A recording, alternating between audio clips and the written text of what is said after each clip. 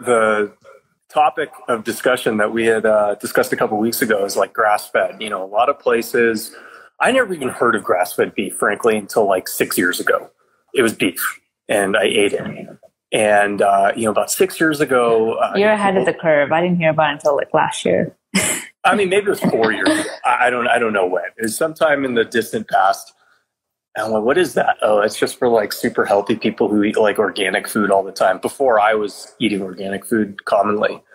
And I never thought to do it until about last year. I started eating a lot more organic food. And then the comparisons between organic and grass-fed started to become more relevant to me. And I was asking, what is organic versus grass-fed? Like, what's the difference? And learning the difference between the two actually cued me into a lot of things that a lot of people don't know that we can definitely get into later in the stream. But would love to hear your experience too. Wait, so what's the difference between organic and grass-fed? We have the caveat because, we know that there's a lot of food fraud. And so I am simply stating what the difference in rules are between the two. Now, are the companies following the rules?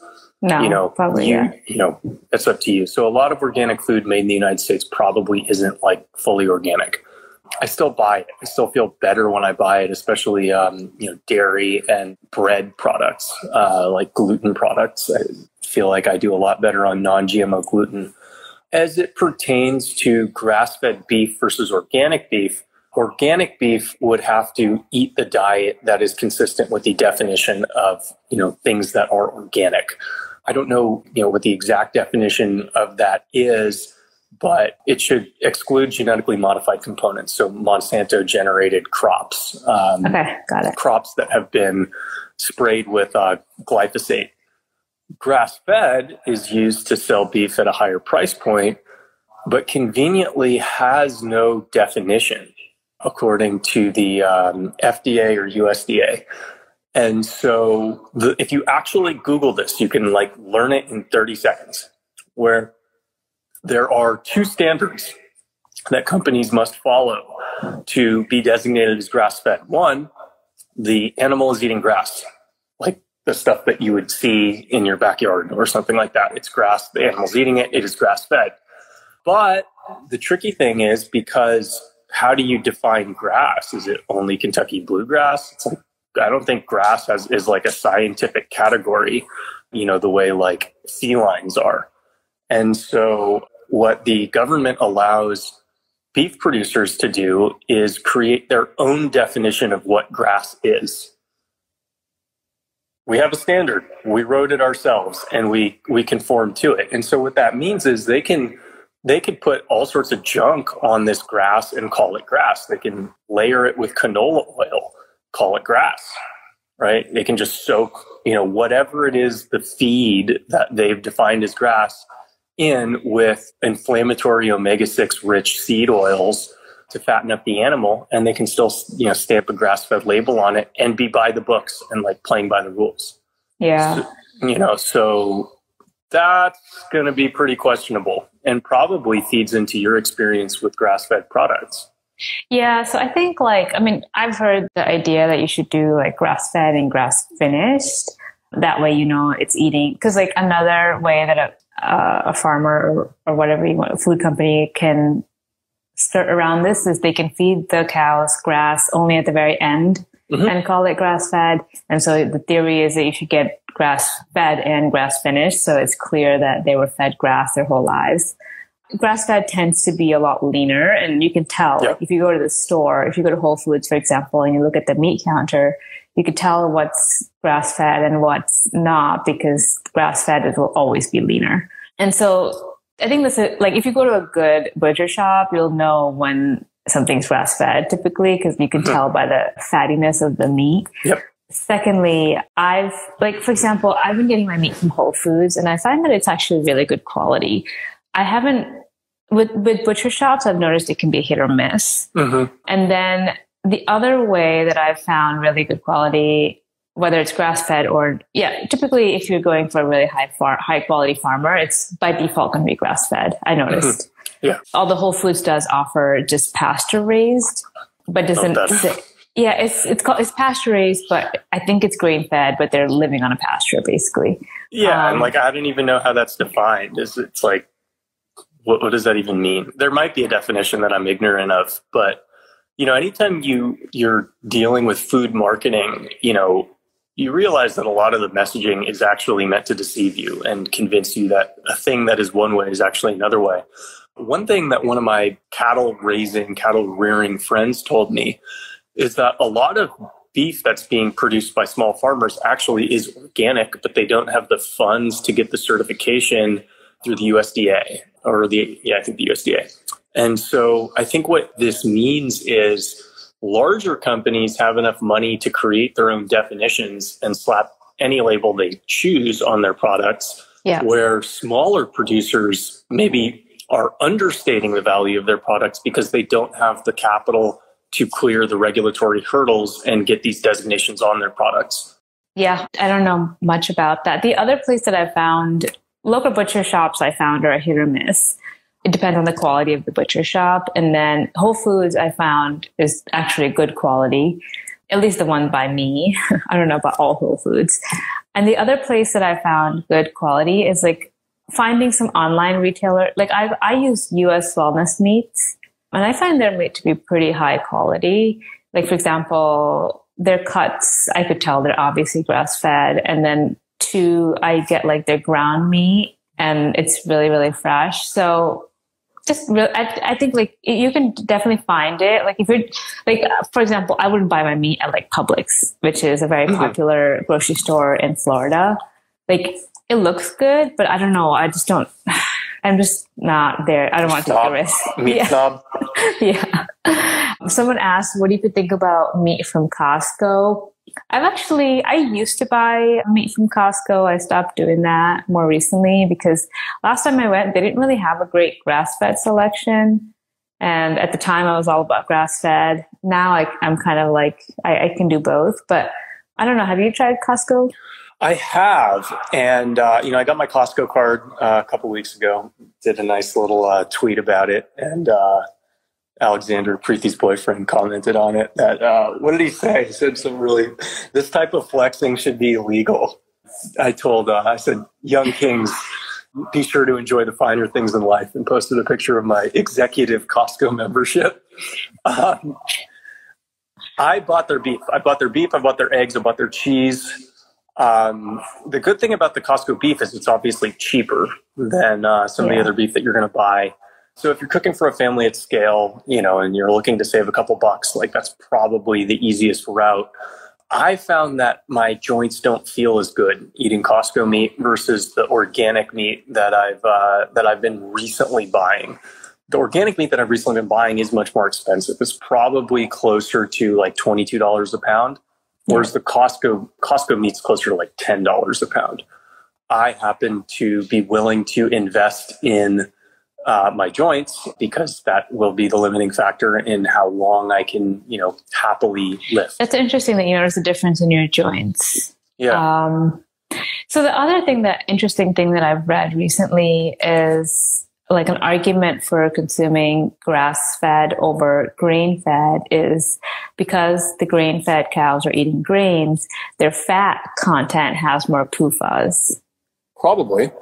And so if our goal nowadays is to try to reduce the number of PUFAs that you're incorporating in your diet, meaning polyunsaturated fats, especially because all our food now is filled with vegetable oils and PUFAs, then grass-fed could be a way to sort of mitigate away from adding more PUFAs to your diet.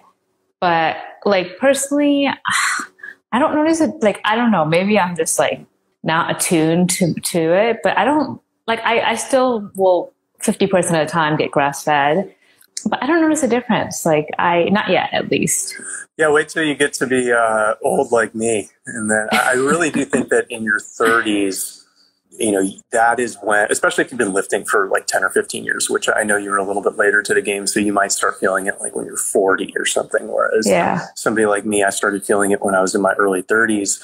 It's really funny because I was chatting with, I don't know if anybody on here is following Mike Medici on Twitter, but he stayed at my house last week, and he's about 6-7 years younger than me. And I was telling him about, when I eat this, I feel like inflammation. When I eat this way, I feel a lot better. And he says to me, dude, what does that even mean? What does inflammation feel like? Yeah. And I said, dude, I was watching Joe Rogan like 4 years ago talk about inflammation, and I had the same response. I'm like, what does that even mean? You feel inflamed after you eat pasta? But it's something that happens, probably in your 30s, where the things that felt fine in your 20s, they'll inflame your joints. You'll feel like you have sore joints from just cartilage wearing down over the years. And so that's I think one of the biggest benefits of eating a cleaner diet, a non-inflammatory diet, is your joints won't be rubbing against each other so much because they're not going to be inflamed, which is going to protect your cartilage and allow you to move more fluidly for a longer period of time. I think, I would guess one of the reasons why, there's two reasons why you may not feel the difference. Number one is you might be not yet at an advanced age where you'll start to feel that difference. Or number two, it's highly possible that the grass-fed products are still fed a lot of the PUFAs. Now, you can look at the beef and notice that it has much lower fat. So, are those PUFAs necessarily translating into like a high calorie count for the animal that doesn't carry the fat? Probably not. But if you're finding a grass-fed product that does have an unusually high amount of fat, that could be because it's being fed PUFAs as well, because that's not outside of the requirements for labeling a product as grass-fed. Maybe I haven't paid close enough attention, or maybe I just don't notice it yet. But if there's any days in the gym where you're doing lifts that maybe slightly irritate you, whether it's squats, probably squats would be the most likely one because it's placing the most pressure on your lower back, your knees, your hips. If you're really interested in experimenting, you can do it like that day and just notice if your body feels different. If I have like Mexican food from a restaurant or something like that, and then I go try to lift, like I am less mobile. I'm noticeably less mobile, to me anyway. Maybe a third party watching me wouldn't notice the difference, but I feel less mobile after having a meal like that. And so, you could experiment around the days that test you the most to see how you're responding. Yeah, I'll have to try that. Like I've just found, I think I'm still trying to figure out whether, like I've heard the theory that like grass-fed versus grain-fed in the grand scheme of things, it's like majoring in the minors. Some people believe that. Like Dr. Sean Baker, for example, he's carnivore, and he because he wants to eat a higher fat percentage, he has to eat grain-fed because otherwise grass-fed is just way too lean. Even a grass-fed ribeye is kind of lean. It's very lean. They're super lean. Yeah, so show everyone right now. Go grab one from my refrigerator. But I completely agree with that. I don't think that eating so you can see this is it's pretty lean. Pretty lean. That's a ribeye. That's gonna be one of the fattiest cuts of meat that you can get, and it's quite lean. I've personally noticed, from a physique standpoint, there's basically no difference. At least in the short run, so the bulk of the gains, the fat loss, muscle gain that I've had over the last 7 years has been on a GMO corn-fed diet. The only reason I've switched is because of how I feel it in my joints, and because your healthy joints are a necessary precondition to having strong workouts, which are a necessary precondition to having a physique that you want. That's why I've made that switch. But in terms of a short-term difference, especially for people in their 20s, early 30s, you're probably not going to notice a difference right away. Yeah, I agree. And it's also cheaper to do grain-fed, so easier too. I mean, a lot of places don't. A lot easier too. Yeah. Yeah, I mean, you're probably not going to go to Publix and find grass-fed beef. Yeah. Any questions from you guys? There's some I saw that I think I missed. The other point I wanted to make is we eat out probably like once or twice a week. We eat like steak, and that's usually at restaurants. It's 100% grain fed. Yeah, McDonald's. Yeah, you get to McDonald's a lot, a lot. How much is a lot? Once a week? No, like probably more than that. Really? Yeah. It's funny. Yeah. So I think to extend upon the grass-fed diet, it is interesting to think about how American animals are typically fed relative to animals in other countries. A lot of people who I've met, say from Brazil, started experiencing stomach issues when they came to the United States. Eating what they thought was the same foods or similar foods that they've eaten their entire lives. All of a sudden, they have GI issues when they came to the U.S. And one thing that I didn't even know until a couple of years ago, so I had many years of experience, training, lifting, following diet stuff, is realizing that American pigs are fed a product that's hard to pronounce, starts with a T, that is illegal in like 160 countries, and they feed it to fatten it. And, one of the reasons I'm more particular about getting organic pork relative to some of the other products. Yeah. Yeah. And what's interesting is I was actually talking to my dad about this last week, and he told me that when he was a kid, they used to feed pigs like actual garbage. They would it's like, oh, it's cheaper to just give them garbage. Here, eat it. And then they would just eat the things that they could eat out of the garbage. And that's why you had to be very careful when you were cooking pork in the United States, because it's just infested with germs, bacteria. You had to make sure you thoroughly cooked it to avoid that stuff. So be wary when you're buying pork products, because those have the potential to be produced in massively unsanitary conditions. Yeah, pork is something that I typically stay away from for that reason. It's actually really hard to find high quality pork in America. It's hard to find organic pork. Yeah. Yeah, it's really hard. And every time I find organic bacon, I'll show you guys too, I buy as much as I can, because, even go to a Whole Foods, they don't always have organic bacon. Yeah. We found beef bacon the other day in Whole Foods, and we just bought a ton of it because we're like, okay, that's better.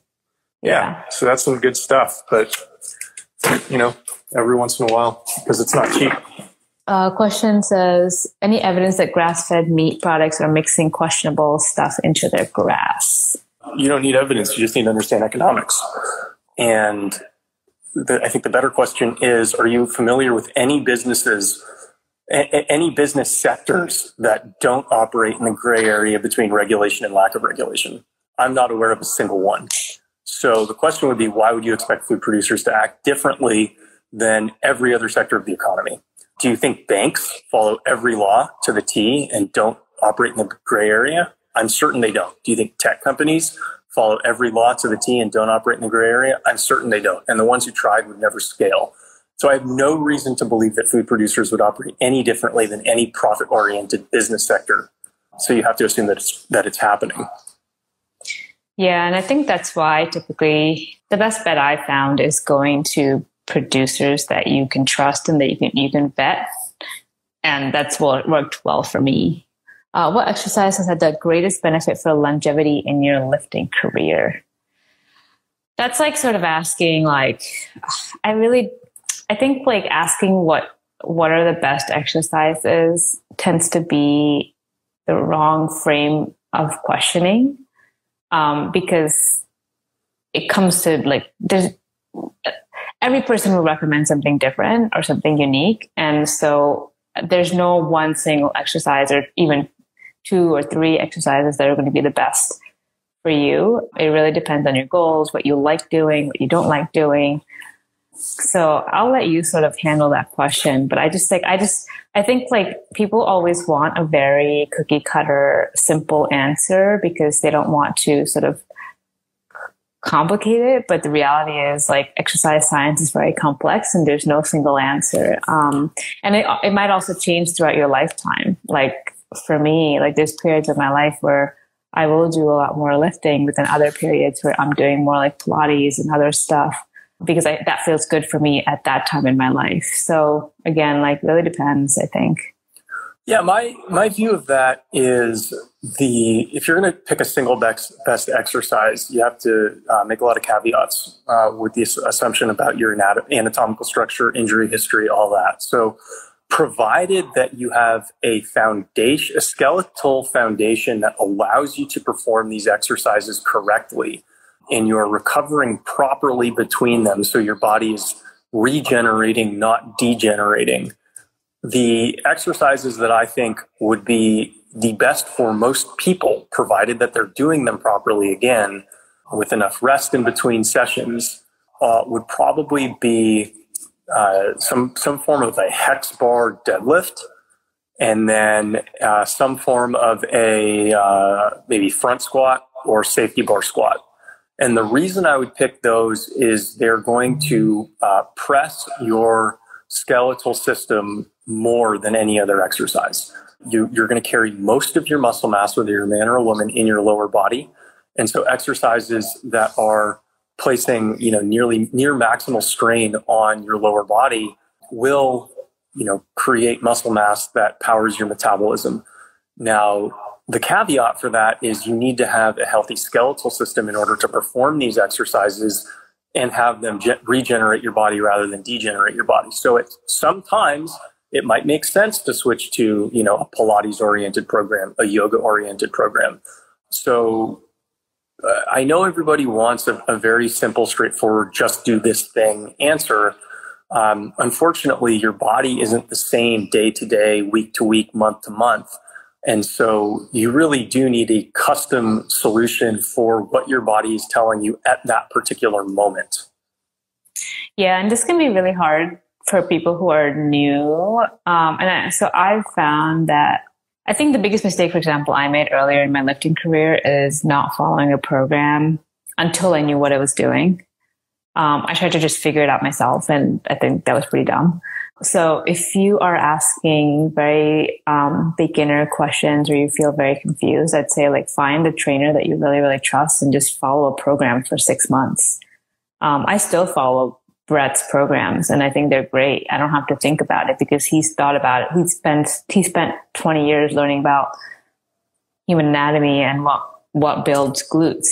And so I follow his program and it works. The glute guy. And so I would just say pick a trainer that you like. And these programs are not cheap. I pay $30 a month for my program. It's nothing. And he typically when you follow a good program, they'll explain why you're doing certain things, how to do that thing and why it matters. And also what I think the other really good benefit about a program is that because you're doing that, you can kind of see your progression over time in that program, within the scope of that program. So it gives you a sense of accomplishment and a sense of okay, I am getting stronger with these specific movements. And then as you're following these programs after a few months, you start to really learn about your body and everything. And maybe you can start to customize it to whatever you want. But typically, I don't know, the best recommendation I have for beginners is just follow a really good program. And then as Fortuna is saying, for more context, stretching or emphasis on posterior chain in general, I think everybody would benefit from greater emphasis on posterior chain. And then stretching would be individual to individual. You want to make sure that you have mobility to do your movements properly. But, outside of that, it's, I stretch less now than I did when I was younger. And I don't stretch before I train. I stretch after I train. And I find that I don't really, if you're doing your workouts properly, you shouldn't need massive amounts of stretching. Your body shouldn't be so cold to the point where you need to stretch for 30 minutes, right? I don't know. That's just my opinion. Is an all meat diet beneficial for weight loss? So I'm assuming you sort of are referring to a carnivore diet. I've definitely seen that carnivore diets can help some people with weight loss significantly. The reason is because typically a carnivore diet is essentially an elimination diet, because all you're eating is meat, salt, water. And if you are including dairy, maybe you're eating eggs as well. And so you're kind of eliminating all of the processed food. You're eliminating a lot of the sugars. You're eliminating like all carbs basically. And so your body ends up being a lot less inflamed as a result. And then you start losing weight. So a lot of people do see a lot of success with carnivore diet in losing weight or reversing type 2 diabetes, stuff like that. But it's also important to remember that this is an elimination diet, and there's really no evidence yet to prove that this is healthy in the long run. It could be, but it's unclear. The person that I've really liked is Dr. Paul Saladino when it comes to carnivore stuff, because I think he comes with a very balanced point of view where he includes fruit and honey in his diet. So he'll have anywhere between 100 to 150 grams of carbs from fruits and honey a day. And I think that's a very balanced, and then the rest of it comes from meat. And I think that's a very balanced way to do it, because I don't think we have any evidence to say that like humans thrive long-term on a purely carnivore diet. And granted, even if you feel great on it, we don't know if that's good for you long-term, because typically the reason you feel so great on a carnivore diet is because your body is running on all of that fat and it's only running on fat. And typically what it has to do is like your adrenaline is raised and your cortisol is typically raised, and cortisol and adrenaline are actually like feel good hormones. And so you feel really good on it, but it's unclear if chronically running on adrenaline and cortisol is a good thing. Basically, I'm going on a rant, but I think carnivore diets are great to jumpstart your weight loss journey. I would say if you're going to do it, follow Paul Saladino. I think he has the most balanced perspective when it comes to this, because again, like I said, he includes fruit and honey in his diet, which I think is the right way to go about it, because you have some glucose at least. Yeah, and to kind of tag along to that, one of the reasons why I think people have a lot of success initially on carnivore diets is because if you analyze the typical American diet, standard American diet, it is very protein deficient, and could be animal fat deficient too, but it's very protein deficient from a satiation standpoint. So when people end up switching to carnivore, commonly they'll end up eating less calories and feel more full. But to Preethi's point, you could develop long-term nutritional deficiencies that won't necessarily present themselves in the first year, or the second year, or the third year. And so it's important to remember, although it is hard if your mind gravitates towards one-size-fits-all answers, it's important to ask yourself, what am I trying to solve for, and in what time frame? And realize that with every solution has both strengths and weaknesses. And so just because a certain solution made sense in January of this year doesn't mean it's going to make sense in July of this year, or January of next year, or January in 10 years. And so the better you understand your problems and the better you understand the trade-offs of solutions you're applying to the problems, the more you can maximize the gain and minimize the risk of the approach that you're taking. Yeah. I would be cautious about following any specific diet as like the ideal. And I think they all have their place depending on what your goal is and what problem or issue you're trying to solve. As an example, one interesting rabbit hole that I've been going down recently is, typically skin issues are considered, like, people are like, oh, it's your diet. I'm like, of course, fix your diet, your skin will be fixed. And for a lot of people, that's true. If you remove things like gluten and all of the processed stuff and stuff like that, it could fix it. But for some people, that actually doesn't work. And so what happens is sometimes they'll go on carnivore diets and stuff and it'll fix it, but it doesn't actually solve it. All it's doing is really suppressing it, but their gut's actually it's not healing the gut that's originally causing that. And so if they were to introduce any of the foods that are not in the carnivore diet again, then all of the issues come back again. I wouldn't necessarily think that that's a bad thing, though, based on my understanding of how the human body works, because I really think that we probably have 5 problems going on in our body for every one that we have present symptoms for.